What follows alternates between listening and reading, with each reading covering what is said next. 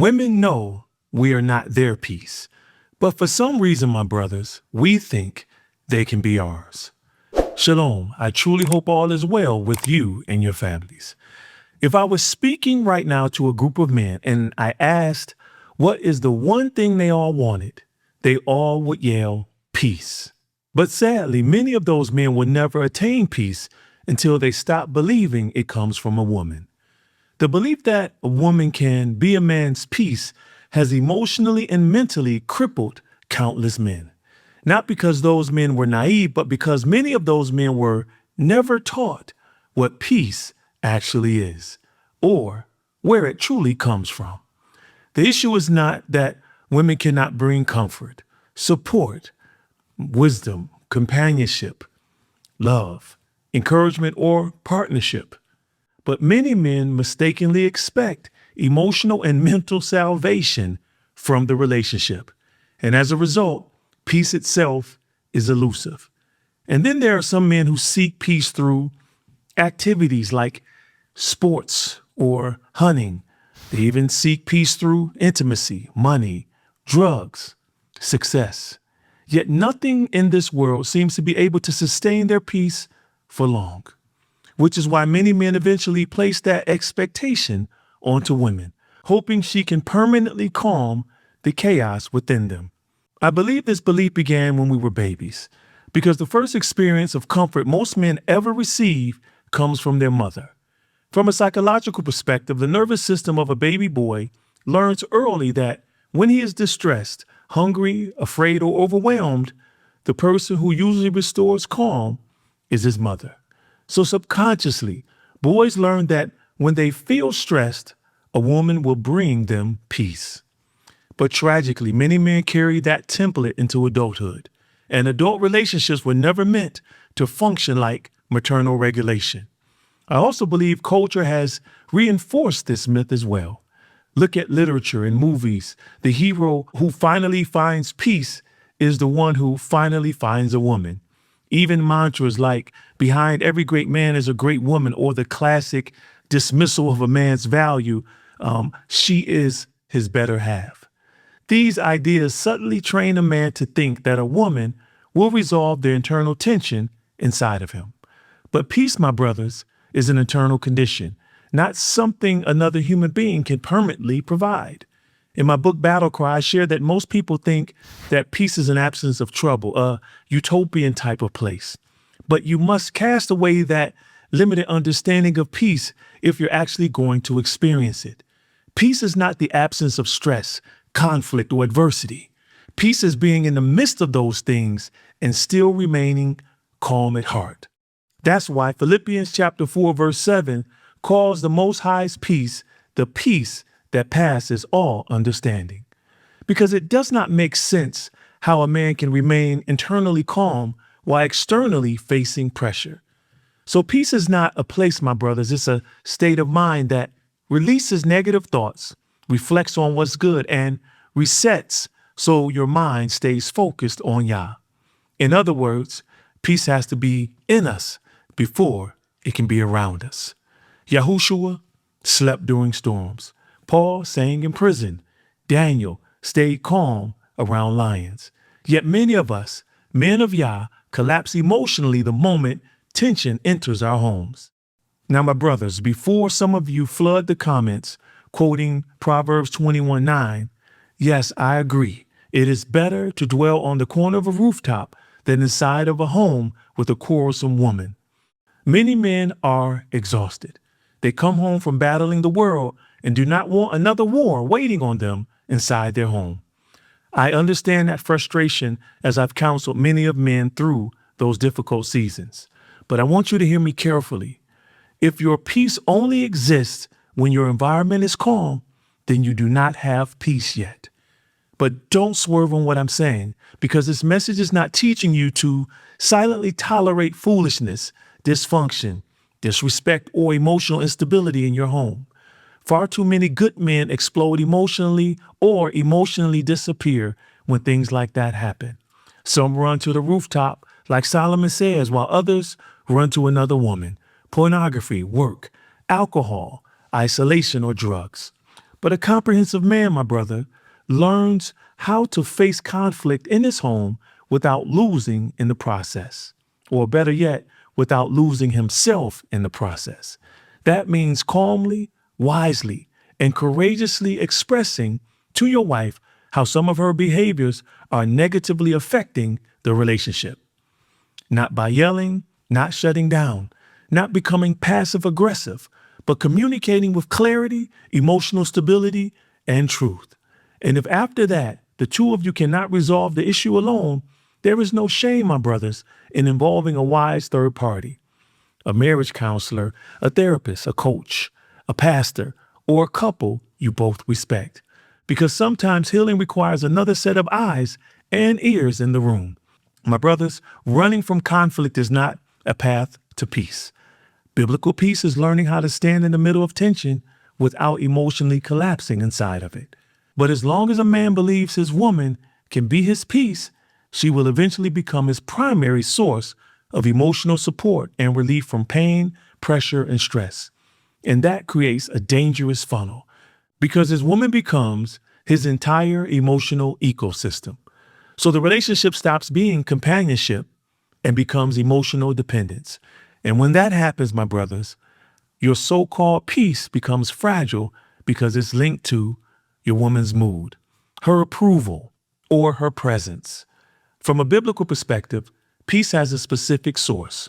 In John chapter 14, verse 27, Yahushua says, "Peace I leave with you, my peace I give you." So biblically, my brothers, peace was never meant to originate from another human being, but only from the Lord. Not a woman, but from him.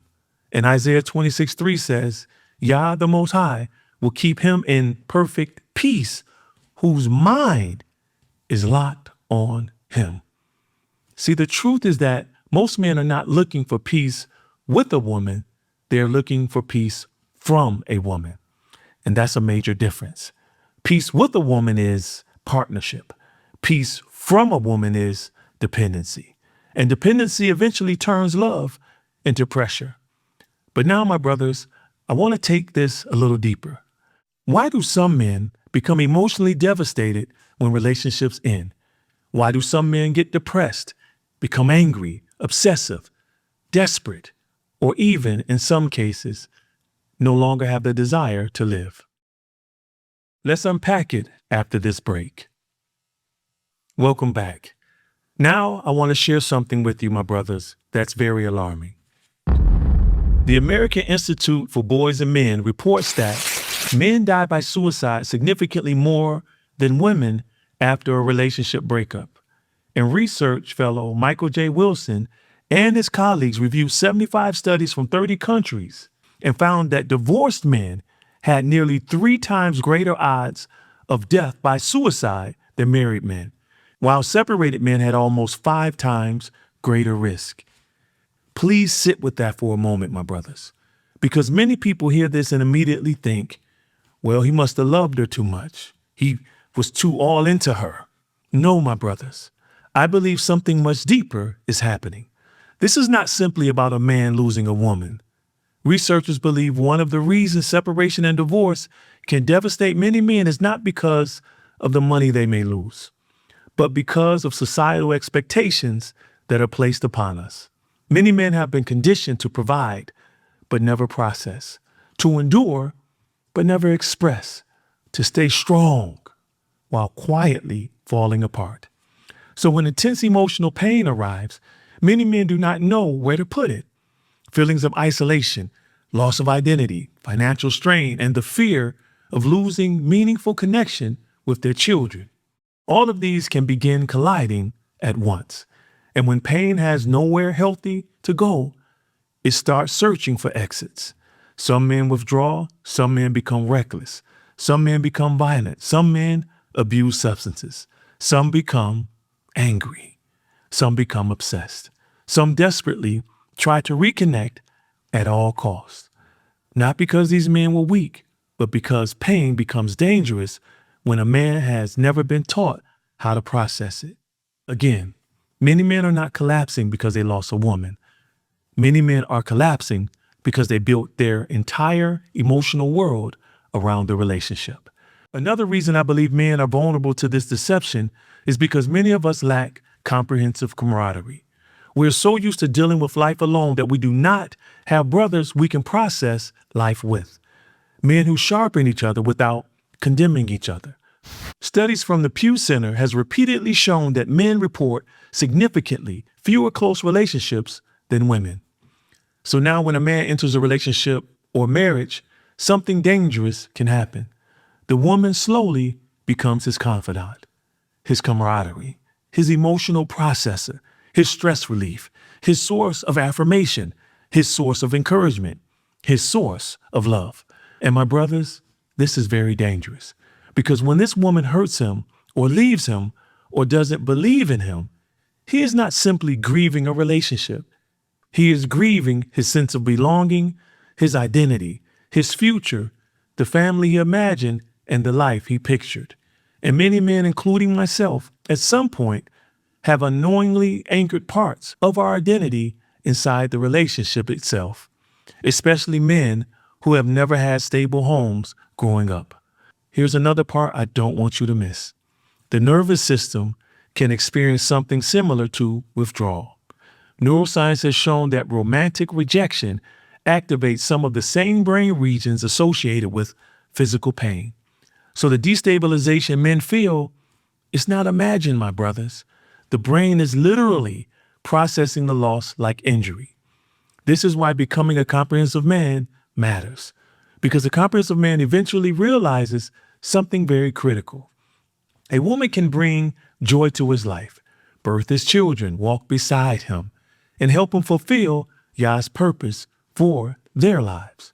But she cannot become the foundation of his emotional, spiritual, and mental stability. Most importantly, she cannot be his peace. Only Yah gives us that. Now, let me ask you just a few questions that I want you to ponder and reflect on. And I need you to answer them honestly. Question 1. When a woman mistreats you, do you immediately abandon your convictions to keep her comfortable, or do you remain silent to keep her happy and maintain the illusion of peace in your home or life? Question number 2. If your relationship with her ended tomorrow, would your peace remain or will your entire world collapse? And lastly, question number 3. Do you seek Yah more when you feel yourself drifting from him or when you feel yourself drifting away from your woman? My brothers, pray for her, love her, lead her, honor her, but never anchor your identity in her. As always, my brothers, I truly hope this message was edifying and encouraging. If you want to be notified when I upload another video, hit that subscribe button and turn on notifications. Until next time, my brothers, keep growing, keep building, and keep striving to be a comprehensive man. Shalom.